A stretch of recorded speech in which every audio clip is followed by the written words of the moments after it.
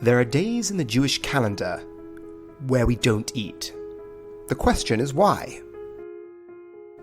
Welcome to the Judaism From Within podcast. That's the topic of today's discussion.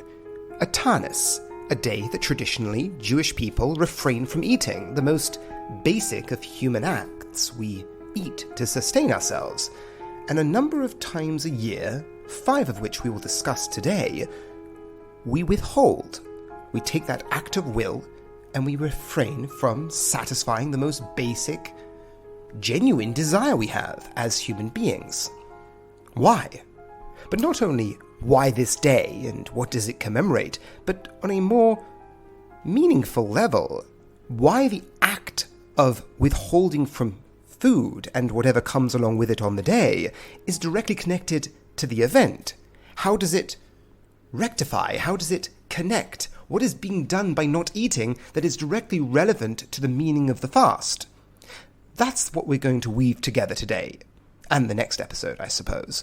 But beforehand, in this podcast, we disseminate the ideas of Rav Hirsch. We do this because it's, at least from my point of view, the most meaningful way to articulate Jewish values and Jewish law and wrap it together in a meaningful, powerful mission to the world, as an individual and as a community. And these ideas move me in a very profound way, and I hope they do for you as well. That's why I teach it. But if I could ask you to help spread these ideas, either share the podcast with a friend, give it a like or a 5-star review on whatever podcasting app you're using. It really helps push it out. So if you could, I would truly appreciate it. Now let's jump in. Throughout the Jewish calendar, there are certain events, the Chagim, that commemorate truths, that commemorate ideas that we are supposed to instill into our lives. And these events that took place in Jewish history, we draw them to our present to symbolically live them out. But there are other events in the Jewish calendar, other events in history that we also draw to the forefront of our consciousness. These are when things did not go well, when we fell, when we lost our independence, when we lost our land, where we were forced to go into exile around the world, where we were forced to wander around the world. The sages draw on these ideas. We are focused on these ideas to bring them into our present. Because these events happened from the point of view of Jewish tradition for a reason. And if we can bring that reason to the forefront of our consciousness, we can allow the tragedies of the past to allow the present to be an opportunity for transformation. The warnings that we experience from the past, what caused our downfall as a people, if we bring it to the present, we can change. If we understand what these days are commemorating, we can focus on the cause for the destruction. If we can focus on the cause of the destruction, we can grow. And that's the point. If you then add together not only the historical understanding of both the event, but also on the moral level, the cause for the destruction, what was lacking in us as a people then, and you combine that with the act of fasting, with the act of mourning, you actually get an entire regiment of transformation. This is what Rav Hirsch does. So that's the goal. The day, what it commemorates, combined with the fasting. So there are basically 5 fasts. There are basically 5 days that are described as a Tanis. What are they? Well, Rav Hirsch splits them into 2 sections. The first, commemorate the destruction of the temple, first and second. The second 2 commemorate the exile of the Jewish people. 2 distinct forms of tragedy, the destruction of our state, the destruction of Zion, but also the being cast into the exile out of our homeland. For this, we have Asara B'Teves, the 10th of Teves, Shiva Asa B'Tammuz, the 17th of Tammuz, and Tisha B'Av. But Rav Hirsch points out to us that this happened in a progression, and they're all connected. The 10th of Teves represents the siege, the 17th of Tammuz represents the destruction, the fall of Jerusalem, and the 9th of Av represents the destruction of the temple itself. And then we move into the idea of exile. exile is being commemorated by Tzoim Gedalia, the fast of Gedalia, which we will discuss in more detail. But what you have here is a progression already, and the reason why I'm pointing this out is that its meaning is key.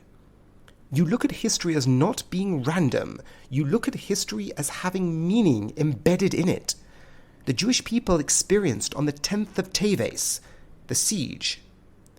The next step would have been the fall of Jerusalem, but it didn't have to happen that way.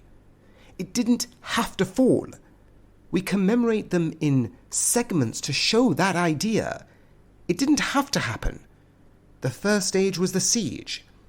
Whatever was the cause, and when I say cause, we're using the language of meaning. Why did this have to happen? We don't look at history as being random. The sages, the Jewish tradition, reflect on these cataclysmic events in Jewish history, and they give the cause. What was lacking? And it wasn't a lack of men. There was a moral failure on the part of the Jewish people. What is it? And by identifying the moral failure, I can grow. I combine that with fasting, which we will discuss. The combination of the two allows transformation to take place. So you had the first stage, the siege, the second stage, the fall of Jerusalem, and the last stage, the fall of the temple itself. And then, Tzoim Gedalia, the exile out of the land. So what we're saying here is, if the cause was moral, at every stage, Teshuvah was possible. It could have stopped at the siege. You can change yourself. That's the whole point. That's why we do it in segments, to show that change is possible. It could have stopped at the siege, but it didn't. It continued to the next stage and the next stage. So the first message we walk away with when we experience these fasts as coming in stages is that moral change is possible. The events could have been different. So what was the failure? What was the moral failure behind these events? So we not only have a reason behind why they happened, but the fact that it was a progression means it didn't have to be that way.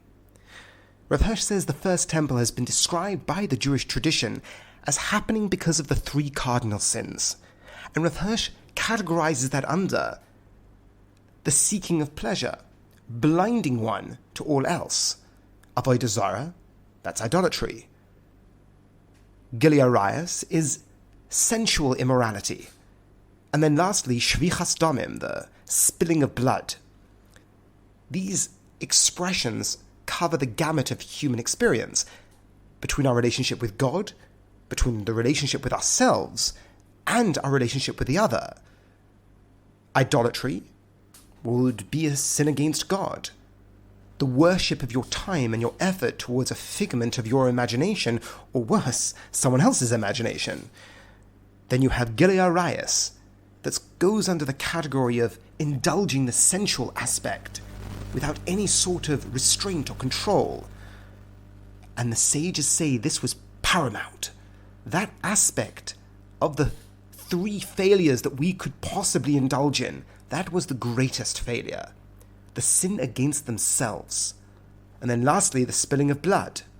So Rav Hirsch categorizes the destruction of the first temple under the seeking of pleasure. That's what blinded the Jewish people to their moral compass. And the destruction of the second temple, Rav Hirsch sees as not the seeking of pleasure, but in a way kind of worse, the seeking of the self. Sinas chinam, baseless hatred to everyone else. When you hate others without reason, it's because of an obsessive focus on the self. It's either seeking pleasure or it's seeking the self. These are the two causes to all moral degradation. You seek yourself as being the center of existence. Well, we call that being immoral. And when the seeking of pleasure has no boundaries, no structure, no fences, that's what we also call being profoundly immoral and disconnected from the moral world, which was the purpose of the temple, the purpose of the Jewish people being in the world. We are supposed to be a light. Not simply be good, but we are to be a light to the nations. And by indulging in these three cardinal sins, that was casting aside our moral worth and our moral purpose. So it's either seeking of pleasure or seeking of the self. Rav Hirsch says, by experiencing these days and the meaning behind these days and the cause of the destruction of these days, and you couple that together with fasting. What does fasting do? Fasting has two components to it. One component is the curbing of self-control, is curbing of your individual will. The most base desire, you curb it, you hold it, you experience the control. That mirrors the lack of control in the destruction of the first temple. And there's an aspect of mourning. Mourning, you focus that you are not the center. You lack the joy, you lack the excitement, because you're mourning a loss. You recognize you aren't the center of existence. So both the aspects of fasting that we experience as Jewish people, the lack of eating, which we'll call the curbing of our control around something that is permitted, but we experience the holding back. We work on that aspect of self-control. And the mourning, we work on that aspect that we are not the center. The two causes are being countered in the very fasting itself.